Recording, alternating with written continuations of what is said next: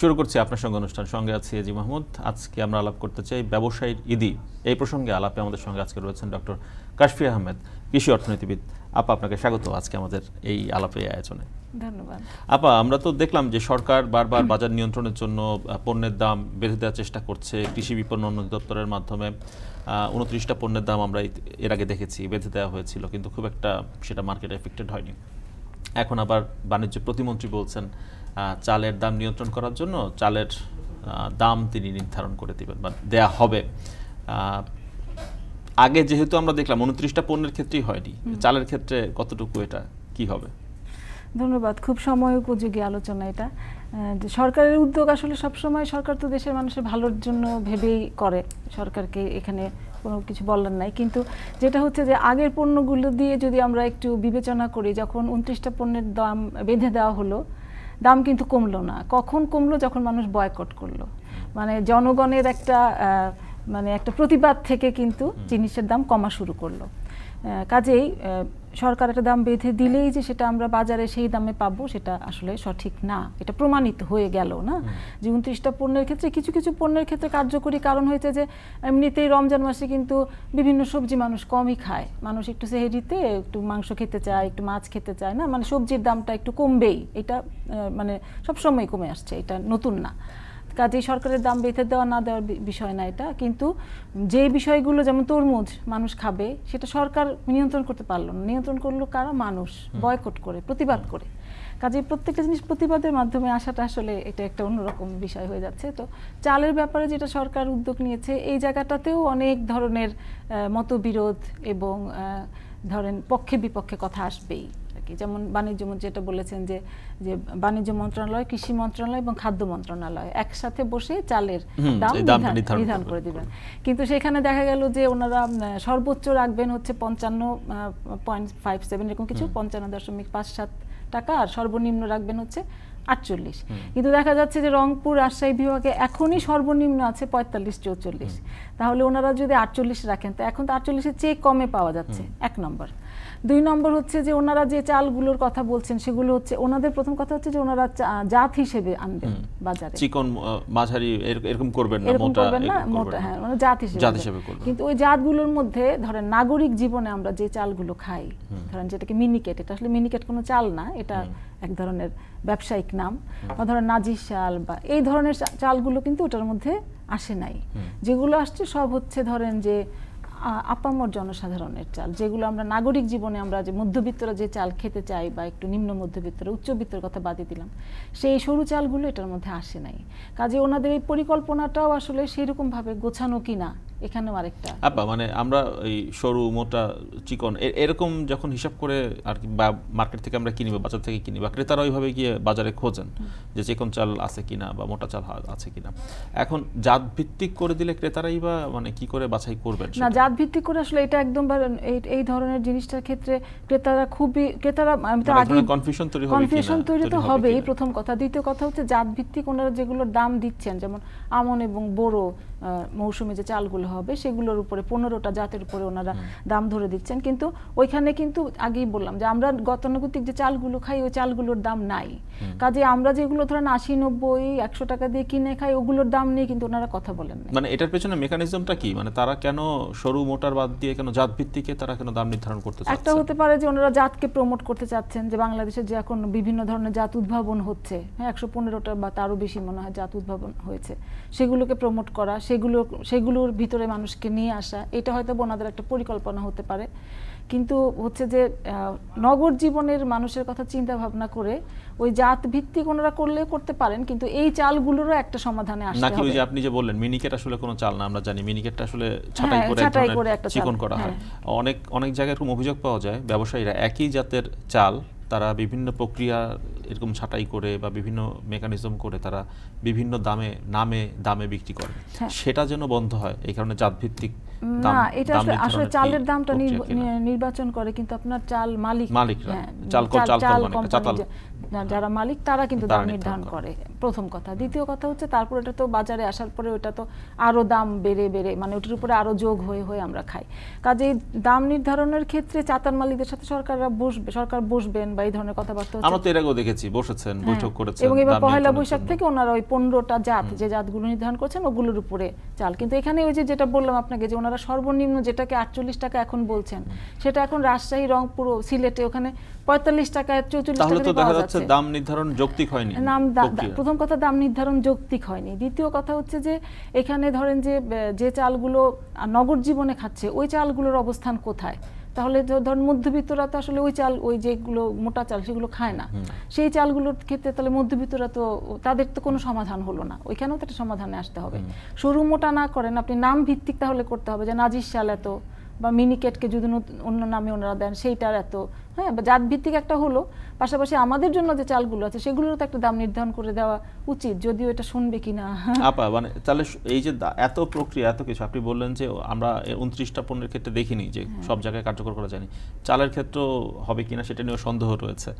কি করলে আসলে তাহলে কি হবে? এটা আসলে দেখেন আমি আমার মানে নিজস্ব কাজে অফিসের কাজে আমি পাবনায় গিয়েছিলাম। পাবনার সাথিয়াতে বেগুন 1 টাকা করে বিক্রি করছে, বেগুনের কেজি 1 টাকা। হ্যাঁ, তারপরে ধরেন যে মিষ্টি কুমড়া 5 টাকা, হ্যাঁ, বিশাল 5 কেজি মিষ্টি কুমড়া, এরকম আর কি বিভিন্ন জিনিস যেগুলো ঢেঁড়স ফেলে দিচ্ছে, বললো যে কেউ খাচ্ছে না, হ্যাঁ, কেউ নিচ্ছে না, গরু খেয়ে ফেলুক বা মানে আমাদের কোনো পরিকল্পনা নাই। যেমন ধরেন আমাদের এখন যে কৃষি মন্ত্রণালয় বলেন, বাণিজ্য মন্ত্রণালয় বলেন, খাদ্য মন্ত্রণালয় বলেন, তাদের কাছে কি এরকম কোনো জরিপ আছে যে আগামী 3 মাস পরে আমাদের কি কি কোনটা সংকট হতে পারে, উৎপাদন ব্যাহত হতে পারে, বা আগামী 6 মাসেরই প্রেডিকশন হোক যে এইটার এরকম দাম হতে পারে, এরকম হতে পারে। মানে পণ্য ধরে ধরে না আগায় আমার কাছে মনে হয় টোটাল কৃষিটাকে নিয়েই কাজ করা উচিত, 1 নম্বর। 2 নম্বর হচ্ছে যে আমাদের কিন্তু কৃষি অঞ্চল আছে, 30টা কৃষি অঞ্চলগুলোকেও ভাগ করে দেওয়া যায় যে এই অঞ্চলে শুধু এইটাই হবে। তখন হবে কি সেই এলাকার কৃষক দাম পাবে।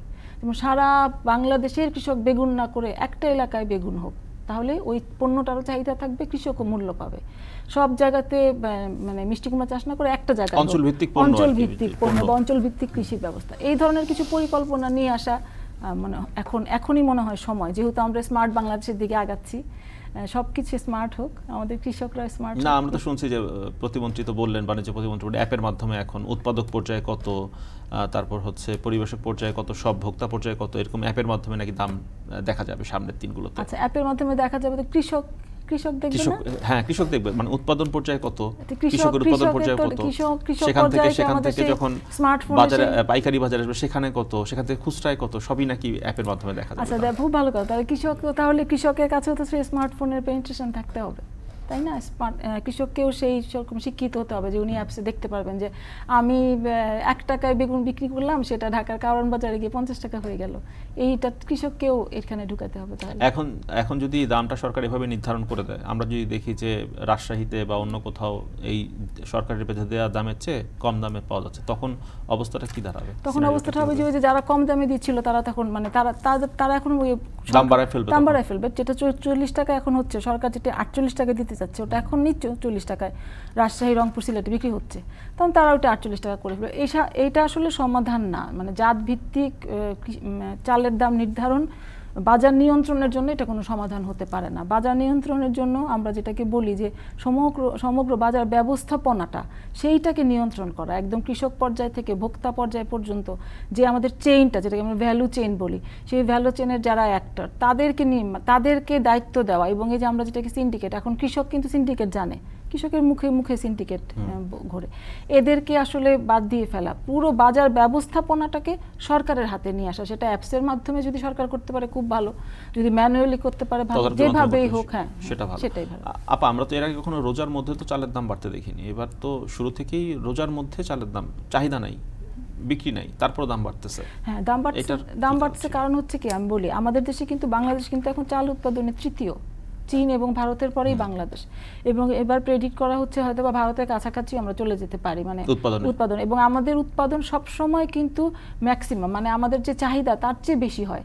তাহলে প্রশ্ন হচ্ছে যদি আমাদের চাল, এটা কার হিসাবে বলছেন? এটা কি মানে সরকারি হিসাবে 50 লাখ টন বেশি, যেমন আমরা, হ্যাঁ সরকার হিসাবে বললে যে মানে যা উৎপাদন হচ্ছে তার চেয়ে বেশি, যদি সেই হিসাবটাই আমরা ধরি তাহলে আমরা কেন আমদানি করি? এক নম্বর। 2 নম্বর হচ্ছে যে আমরা যখন চালগুলি বাংলাদেশের চাল যখন ব্যবহার হয় তখন কি আমাদের এই 12 লাখ 15 লাখ রোহিঙ্গাকে আমরা ধরি, তারা কিন্তু এর ভিতরে আসছে না, মানে আমাদের যে টোটাল জনসংখ্যার ভিতরে। আবার আমাদের আদমশুমারিতেও কিন্তু সঠিক আদমশুমারি কি হয়েছে, অনেক পরিবারে কিন্তু লোক যায় নাই লোক সংখ্যা গণনার জন্য। মানে এই বিষয়গুলো জানতে হবে আমাদেরকে, যে আমাদের আসলে চালের উৎপাদন, সেই সাথে চাল ব্যবহারের ক্ষেত্রে যেমন রোহিঙ্গা একটা ইস্যু, বড় ইস্যু, 15 লাখের মতো রোহিঙ্গা, তাদের জন্য কিন্তু চাল যাচ্ছে, বাংলাদেশ থেকেই যাচ্ছে, সেই চাল আমাদের চালই ব্যবহার হচ্ছে। 2 নম্বর হচ্ছে মানে আদমশুমারিতে ঠিক মতো হচ্ছে কিনা। তারপরে আরেকটা জিনিস হচ্ছে যে ধরেন এই যে চালগুলো উৎপাদনের পর কিন্তু নন হিউম্যান কনজাম্পশন অনেক জায়গায় হচ্ছে, যেমন ধরেন অনেক চাষি সিড রেখে দিচ্ছে পরবর্তী বছরের জন্য। হ্যাঁ, তারপরে ধরেন যে প্রচুর ওয়েস্ট হচ্ছে চাল উৎপাদনের ক্ষেত্রে, পোস্ট হারভেস্ট, প্রি হারভেস্ট দুটাতেই হয়। তো এই জিনিস বা অনেকে আবার বিভিন্ন গবাদি পশুর খাবারের জন্য ব্যবহার করা হয়। তো এই নন কনজাম্পশন যে হয় চালগুলো, সেগুলোকেও ধরতে হবে, সবকিছুকে ধরেই আসলে আমাদের হিসাবটা আনতে হবে। আবার হিসাব নিয়ে তো গরমিল রয়েছে, যে সরকারি হিসাব একরকম, আবার ইন্টারন্যাশনাল বা আন্তর্জাতিক যে অন্যান্য সংস্থা রয়েছে তাদের হিসাবে দেখা যায় যে আমাদের ঘাটতি আছে। এই হিসাবটা প্রপার হয় না। শুনবো একটা বিরতির সময় হয়েছে আমাদের। দর্শক, বিরতির পর আবার ফিরে আসছি আপনার সঙ্গে অনুষ্ঠানে।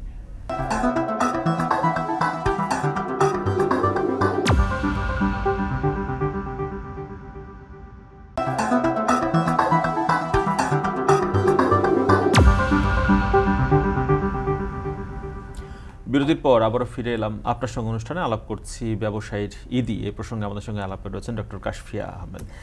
আপা, যে বিষয় নিয়ে কথা বলছিলাম আমরা, যে উৎপাদনের এক ধরনের হিসাবের জটিলতা রয়েছে, মানে উৎপাদন ভোগ মজুদের সঠিক একটা হিসাব থাকলে তখন হয়তোবা যে আমাদের নিয়ন্ত্রক সংস্থা, মন্ত্রণালয়, তারা একটা সিদ্ধান্ত প্রপার নিতে পারে। এই মানে আমাদের কত উৎপাদন হচ্ছে, কত মজুদ রয়েছে, কী পরিমাণ ঘাটতি রয়েছে, এই মেজারমেন্ট আসলে করার, নিখুঁতভাবে করার কিভাবে হতে পারে সেটি?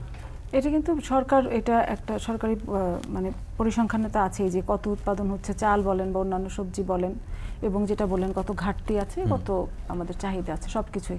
কিন্তু এটাকে নিখুঁতভাবে করার জন্য আমার মনে হয় একদম উপজেলা পর্যায়ে বা গ্রাম পর্যায়ে যে সরকারি ভাগগুলো আছে, অঙ্গ সংগঠনগুলো আছে, সেগুলোর থেকে আমাদের একেবারে মূল তথ্য তুলে নিয়ে আসতে হবে। এবং যেহেতু আমরা এখন বলছি ডিজিটাল বাংলাদেশ, এখন আমাদের কাছে সব কিছুর একদম ট্রান্সপারেন্ট একটা হিসাব থাকতে হবে, যে মৌখিক হিসাব না, যে মুখে বললাম 8 কেজি বা 10 কেজি, সেটা না, ট্রান্সপারেন্ট হিসাবে। এবং সেটা যদি ডিজিটালি আমরা করতে পারি তাহলে কিন্তু সেটা ফ্যান্টাস্টিক হয়। সেটা একদম এখন আপা আমরা দেখি যে কৃষি মন্ত্রণালয় সবসময় এক ধরনের প্রবণতা দেখি, তারা উৎপাদন বাড়িয়ে দেখায় সবসময় বলার সময়। খাদ্য মন্ত্রণালয় বলে যে ঘাটতি আছে। মানে এই জায়গাগুলো মানে সমন্বয় হয় না কেন? সমন্বয় হয় না, মানে আসলে কৃষিটা আমরা বলি আমরা কৃষি প্রধান দেশ, কিন্তু কৃষিটার ক্ষেত্রে কিন্তু আমরা সেইভাবে মানে এগিয়ে যেতে পারি না, যেইভাবে আমাদের গার্মেন্টস এগিয়ে গেছে, বা ধরেন এখন আইসিটিটাও আমাদের কিন্তু ফ্রিল্যান্সাররা এখন প্রচুর ইনকাম করছে।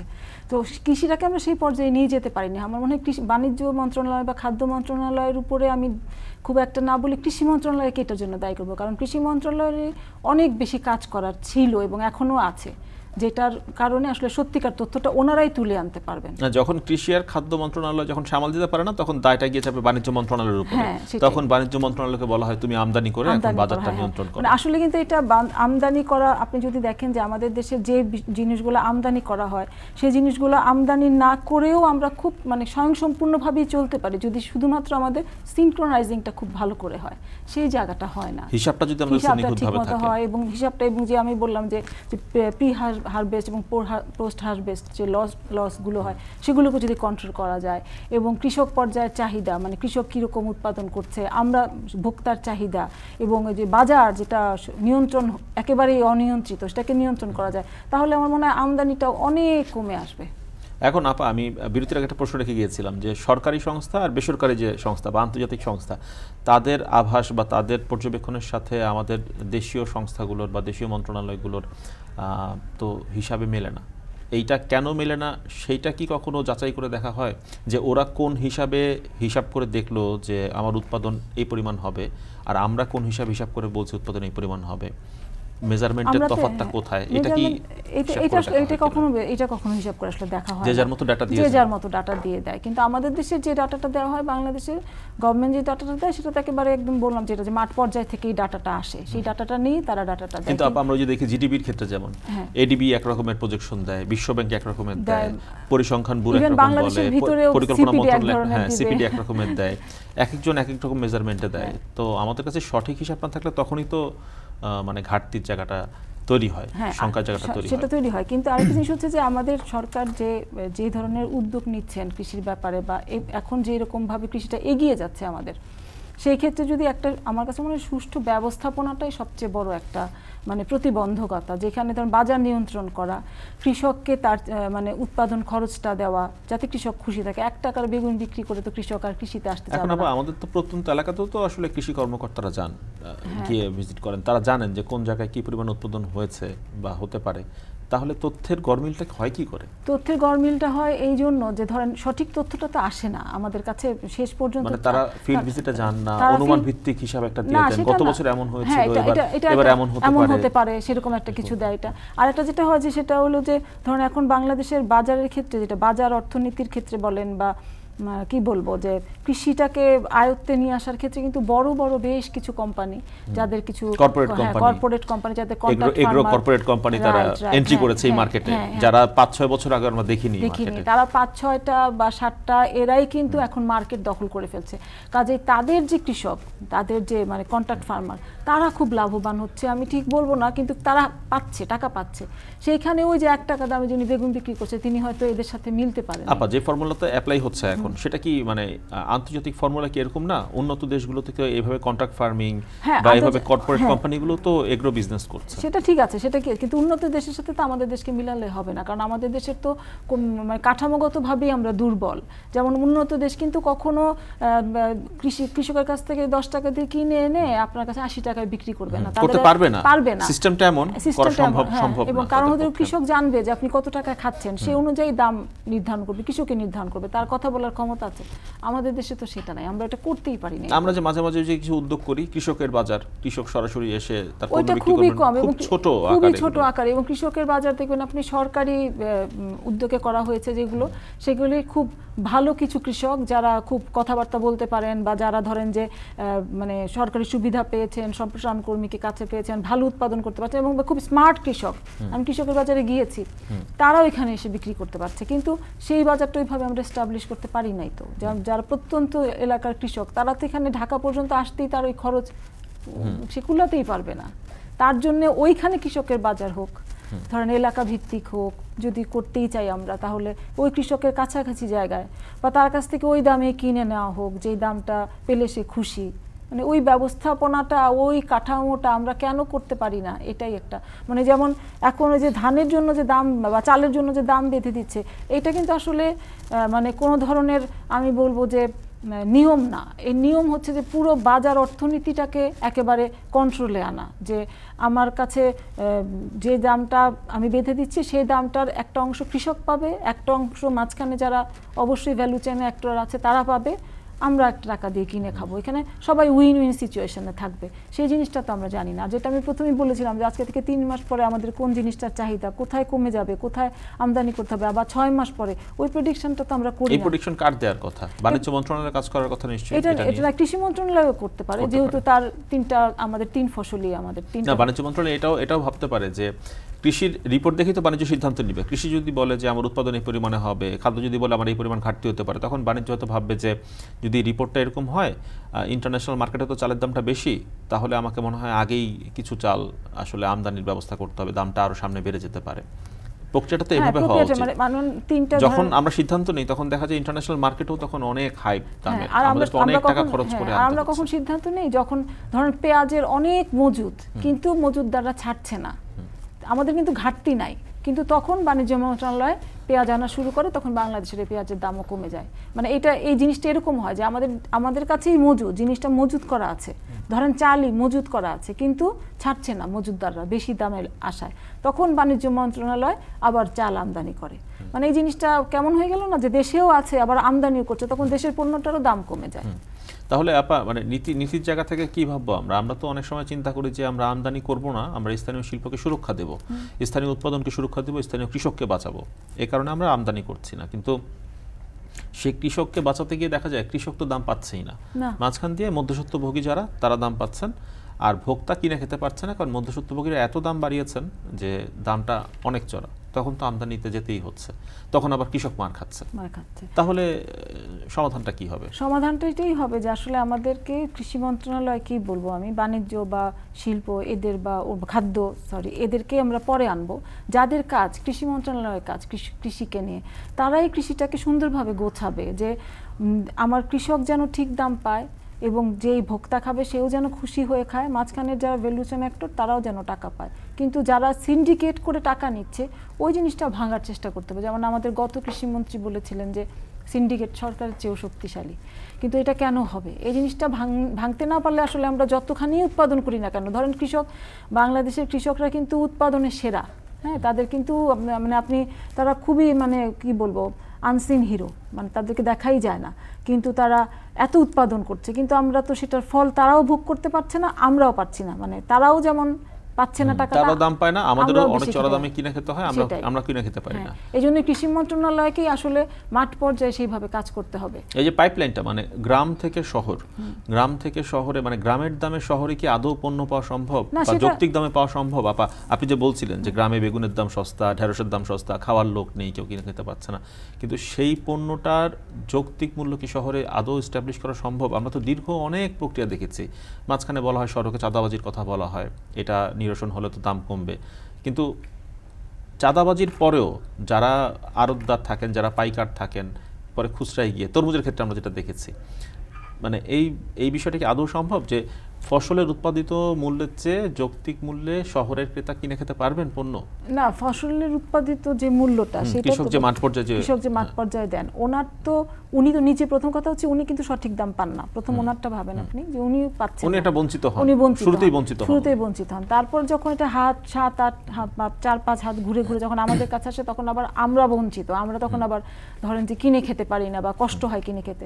কিন্তু মাঝখানের এই যে বিষয়গুলো, যেমন কিছুদিন আগে পর্যন্ত এসএমএস এ দাম নির্ধারণ হতো, মানে এটা বাংলাদেশে প্রথম এই নতুন দেখলাম যে কোনো একটা পণ্যের দাম সকালবেলা কারণ বাজারে এসএমএস এ চলে যাচ্ছে যে আজকে হচ্ছে লেবু এত টাকা, মানে 80 টাকা হালি, চিন্তাই করা যায় না, মানে কিন্তু এসএমএস এ সমস্ত বাংলাদেশে এসএমএস ডিজিটাল বাংলাদেশ, কিন্তু ওইটা খারাপ দিক দিয়ে ব্যবহার হচ্ছে আর কি, যেটাই হোক। তো ওইরকম ভাবে না করে আসলে সুষ্ঠু যদি আমাদের যেমন কৃষি বিপণন যে সংস্থাটা আছে, বাজার নিয়ন্ত্রণ করবেন যারা, তাদেরই এগুলো দেখার বিষয় যে কৃষক ঠিক মূল্য পেল কিনা এবং ঠিক মতো সেটা আমাদের কাছে আসলো কিনা, আমরা ঠিক দাম দিয়ে কিনতে পারছি কিনা, মাঝখানে যারা অ্যাক্টর যারা কাজ করছেন, যেমন ট্রাক, যেমন ট্রান্সপোর্ট, এরা তো নিবেন, যারা আরো তারাও নিবেন, অবশ্যই তাদেরও এখানে টাকার ভাগ আছে, কিন্তু এমন না যে একেবারে 10 গুণ 8 গুণ হয়ে যাচ্ছে, সেরকম না। এখন আমরা যেটা দেখলাম যে বয়কটের আপনি কথা বলেছিলেন, এখন তরমুজ না তো বয়কট করা সম্ভব, কারণ এটা আসলে আমাদের এতটা জরুরি না যে না খেলে হয়তো বা জীবন ধারণ করা কঠিন হয়ে যাবে, তা না, কিন্তু চাল তো বয়কট করা খুব কঠিন ব্যাপার। সেক্ষেত্রে মানে তরমুজের সলিউশন দিয়ে তো চালের বাজার নিয়ন্ত্রণ করা যাবে না, বা চালের বাজারে যারা ব্যবসায়ীরা যারা অতিরিক্ত মুনাফার চেষ্টা করছে সেটাকে তো বন্ধ করা যাবে না তরমুজের ফর্মুলা অ্যাপ্লাই করে। কিন্তু আমাদের এখন 3 মন্ত্রণালয় এক হয়ে, কৃষি, খাদ্য এবং বাণিজ্য এক হয়ে যদি এই পহেলা বৈশাখ থেকে ওনারা বলছেন এটা কার্যকর করবেন, যদি ওনারা সেটা কার্যকর করেন তাহলে তো ফ্যান্টাস্টিক, যদি ওনারা পারেন খুবই ভালো হয়।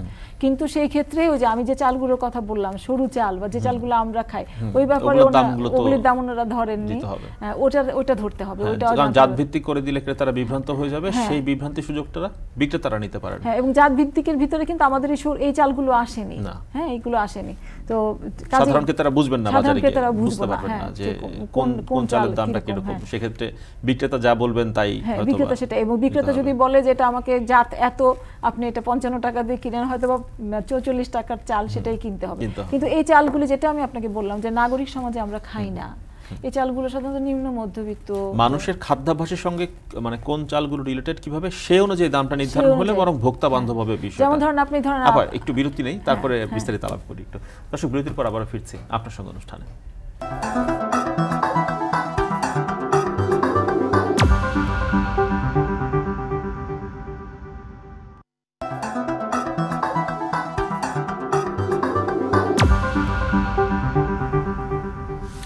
বিরতির পর আবার ফিরে এলাম আপনার সঙ্গে অনুষ্ঠানে। আলাপ করছি ব্যবসায়ীর ঈদি প্রসঙ্গে। আলাপে রয়েছেন ডক্টর কাশফি আহমেদ। আপা বলছিলেন ওই দাম নির্ধারণের প্রসঙ্গে চালের। আচ্ছা, যেমন ধরেন যে আমরা ধরি চিনি গুঁড়া চাল, যেটা কালিজিরা চাল, সেটা কিন্তু গত 1 বছর আগেও আমরা 100 টাকা করে কেজি কিনেছি, বা 110, যেগুলো আমরা মানে যেগুলো বলছি যে কর্পোরেট, যে যারা এখন কর্পোরেট এগ্রিকালচারটা প্র্যাকটিস করছে, ধরেন এসিআই বা এরকম আরও যারা আছে, তাদের মতো, স্কয়ারের মতো, রাঁধুনির মতো, তো ওই চালগুলো আমরা 100 টাকা 110, কিন্তু এখন আপনি কিনতে চান 170, 180 1 কেজি চাল। কেন? মানে এই মূল্য বৃদ্ধির কারণ কি, এর পিছনের কারণটা কি, সেই কারণটা কিন্তু আমরা জানি না। একই কৃষক, একই চাল, একই মোড়ক, হ্যাঁ, একই দেশ, কিন্তু কেন মাত্র 1 বছরের ব্যবধানে সেই 100 টাকা বা 105 টাকা 110 টাকার চিনি গুঁড়া কালো জিরা চাল 180 টাকা হয়ে যাচ্ছে? এগুলোও কিন্তু কেউ দেখছে না। হ্যাঁ, আমরা ওই প্যাকেট আমরা বাধ্য কিনে খেতে। মানে এখানে কমার কোনো মানে বাড়ার কোনো কারণ কিন্তু নাই আমার দেখা মতে, কারণ এটা তো কোনো আমদানিকৃত কিছু নাই। এখানে দেশেই প্যাকিং হচ্ছে, দেশেরই চাল, একই কৃষক, একই কোম্পানি, কিন্তু কেন 105 বা 110 টাকার চিনি গুঁড়ো এখন 170 টাকা দিয়ে আপনি কিনছেন প্যাকেটজাতটা ভালোটা? কেন? এগুলো তো আসলে প্রাইস কমিশন কি এই বিষয়গুলো দেখে? তা তো দেখে না। না, মনে হয় কোথায় দেখে? দেখলে তো এই অসামঞ্জস্য থাকার কথা না। হ্যাঁ, যে কেন একই চাল, একই কৃষক, একই জিনিস, কেন এখানে বাড়বে? কেন দাম কি বাড়লো এখানে? হয়তো মনে হয় এখানে বলতে পারেন ট্রান্সপোর্ট কস্ট, যেহেতু তেলের দাম বেড়েছে মানে আন্তর্জাতিকভাবে। আপা এটা একটু যুক্ত করতে চাচ্ছিলাম, এই যে ডিজেলের দাম কমলো, কৃষক কোনো উপকার পাবে এতে? কৃষক সেচে কিছুটা উপকার পাবে। কেমন সেটা? সেচে উপকার পাবে, ধরেন যে সেচে যদি তার যদি এখানে 5 টাকাও বাঁচে বা 10 টাকাও বাঁচে, সেটাও তার জন্য কিন্তু অনেক অনেক লাভবান হবে সে সেচের জন্য। তো কিন্তু সেই ক্ষেত্রে কৃষক ভালো হলো, কৃষকের জন্য সুবিধা হলো, তার সেচের অর্থটা কম লাগলো, কিন্তু সে যদি ওই টাকাটা দিয়ে বিক্রিটার মূল্যটাও সে পেয়ে যেত, ভালো হতো। মানে তার একদিক থেকে টাকা বাঁচলো, কিন্তু বিক্রির ক্ষেত্রে সে যদি আবার লসে যায় তখন আবার হবে না। কিন্তু মানে তখন মানে ওইটা তার লাভ হলো না।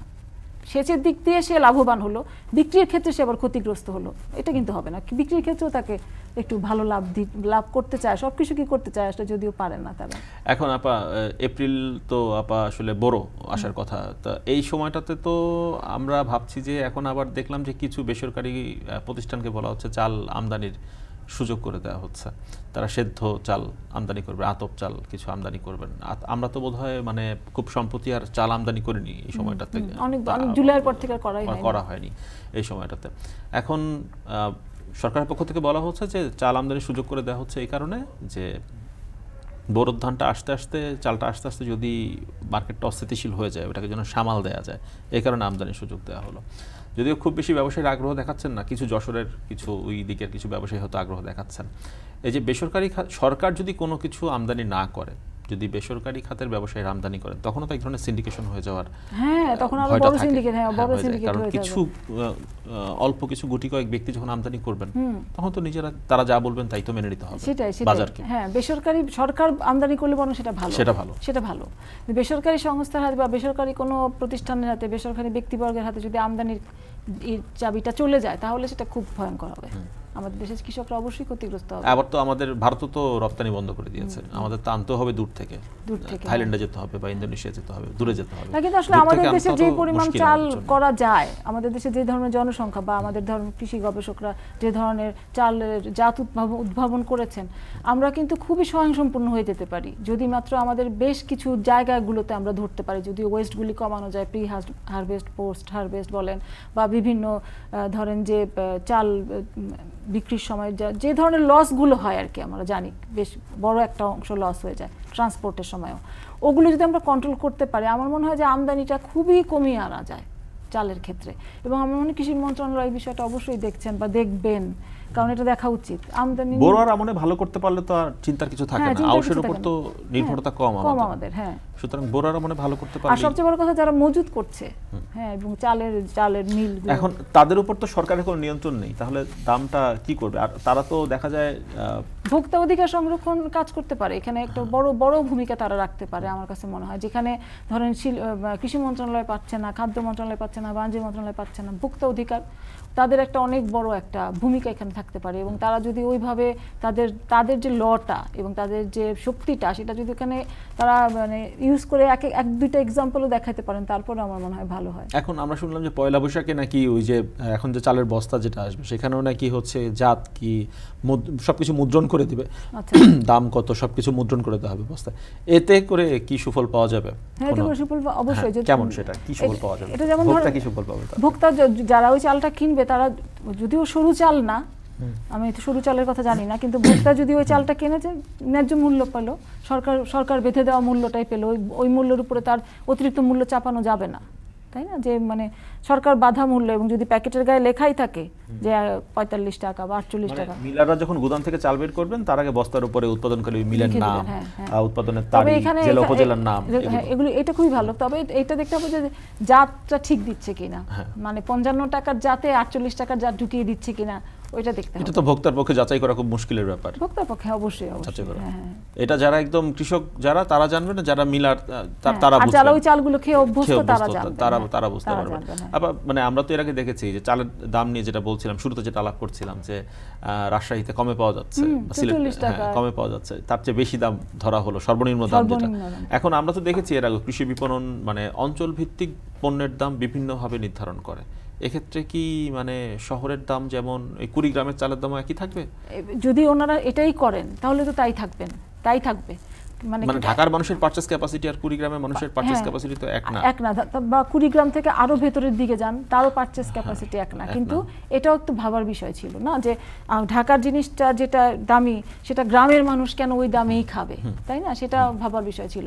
তো ওই জিনিসগুলো এখানে আসেনি আসলে, মানে উল্লেখ করা হয়নি। তবে আমাদের কৃষি সচিব উনি বলেছেন যে হয়তো বা এটাকে আরো একটু মডিফাই করা হবে। যখন সরু চাল নিয়ে কথা হচ্ছিল উনি বললেন যে এটা নিয়ে আবার একটু আপডেট করা হবে অবশ্যই। এবং এই যে এই অঞ্চল ভিত্তিকটা যেটা আপনি বললেন এটা খুবই একটা মানে মার্ক করার মতো বিষয় যে ঢাকার মানুষ যেই দামে খাবে কুড়িগ্রামের গ্রামেরও একটা মানুষ যদি ওই চালই কেনে বস্তায় ওই দামে খাবে কিনা। আর যেখানে কম সেই দাম যদি আমরা বাড়িয়ে ফেলি তাহলে তো মানুষকে উল্টো চাপে ফেলানো হবে। মানে যেই সব জায়গায় চালের দাম কম সেখানে যদি আমরা চালের দাম আরো বাড়িয়ে তুলি তাহলে তো সংকটের জায়গা তৈরি হবে। আমার মনে হয় ওনাদের কথা এটা, ওনারা যেহেতু পরিকল্পনা নিচ্ছেন তিনটা মন্ত্রণালয়, আমার মনে হয় এটাকে ওনারা আরো রিফাইন করবেন করে একটা সুনির্দিষ্ট একটা মানে আমরা যে বিষয়গুলো নিয়ে আলোচনা করছি বা সবাই যে বিষয়গুলো তুলে ধরছে হয়তো ওনারা এখানে যেটা ফাইনাল করেননি, ওনারা হয়তো এই জিনিসটাকে আরো বিবেচনা নেবেন। আমরা মানে এখন পরিস্থিতি যেমন দাঁড়িয়েছে যে পণ্য আমরা উৎপাদন করতে সক্ষম আপনি বলছিলেন সেই পণ্য আমাদের আমদানি করে চলতে হচ্ছে, বাজার অনিয়ন্ত্রিত, তাই আর তো কোনো কারণ নেই। আর কোনো কারণ নেই। বাজারকে নিয়ন্ত্রিত করা গেলে তো আর এই পণ্যগুলো কখনোই আমাদের আমদানি করতে হতো না। বাজার অনিয়ন্ত্রিত এক নম্বর, দুই নম্বর হচ্ছে যে মজুতদাররা যারা মজুত করে রাখছে তাদেরকেও তো ধরা যাচ্ছে না, তারাও ধরা ছোঁয়ার বাইরে। একটু এরপর একটা বিরতি নিব, বিরতি নিয়ে একটু পেঁয়াজ নিয়ে কথা বলবো। আজকে আপনি জানেন কিনা জানি না 40 টাকা দরে পেঁয়াজ বিক্রি হচ্ছে ঢাকায় 61টি পয়েন্টে, সেই পেঁয়াজ কেউ কিনছে না। কারণ এখন তো মানে এই বিষয়ে একটু কথা বলবো, বিরতির পর ফিরে আসি আবার। দর্শক বিরতির পর আবার ফিরছি আপনার সঙ্গে অনুষ্ঠানে।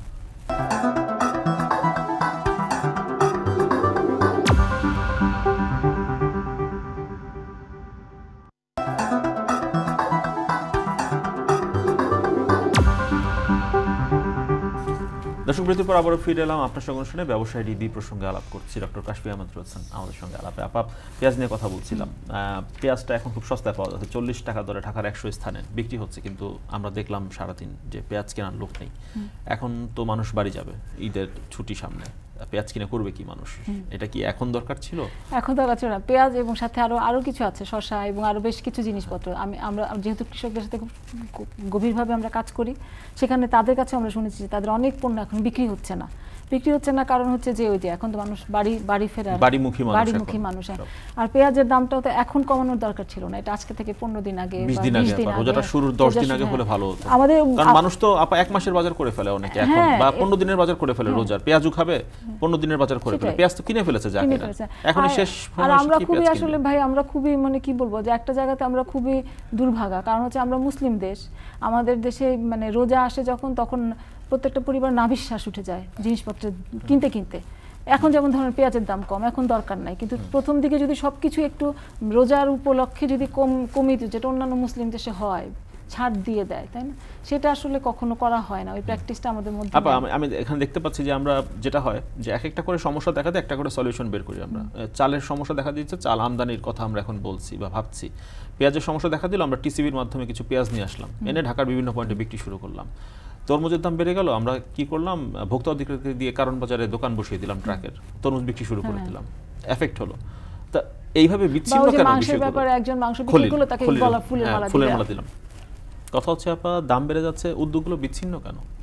একটা একটা করে দাম বাড়ে, একটা একটা করে সলিউশন কেন আসে, এবং আস্তে আস্তে কি হয়, ওই মৌসুমটা শেষ হয়ে যায়, চাহিদাটা ফুরিয়ে যায়। এটা আমি আপনাকে প্রথমেই বলেছি। আর এই সময়টাতে যারা মুনাফা করার, তারা মুনাফা করে ফেলে। এমনও আছে যে মাঝখানে যে ওই যে এসএমএস ভিত্তিক যে বাজার চলে, সেখানে আমি কিছু টেলিভিশনে বিভিন্ন নিউজে খবরে দেখেছি, পত্রিকাতে পড়েছি যে এক একজন প্রায় 5 দিনে 7 কোটি টাকা তার শেষ, উপার্জন করা শেষ এসএমএস ব্যবসায়।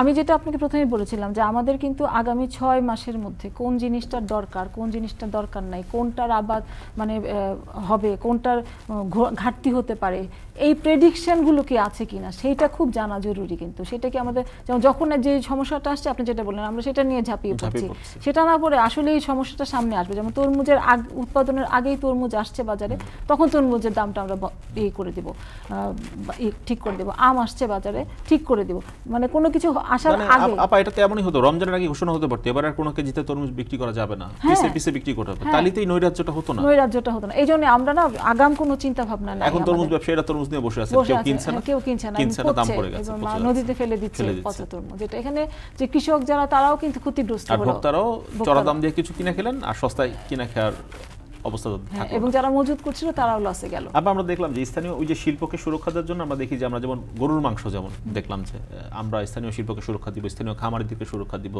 বিদেশ থেকে আমরা ফ্রোজেন মাংস আনবো না। তাতে লাভটা কি হচ্ছে? মানে স্থানীয় শিল্প কি ভালো আছে তাতে করে?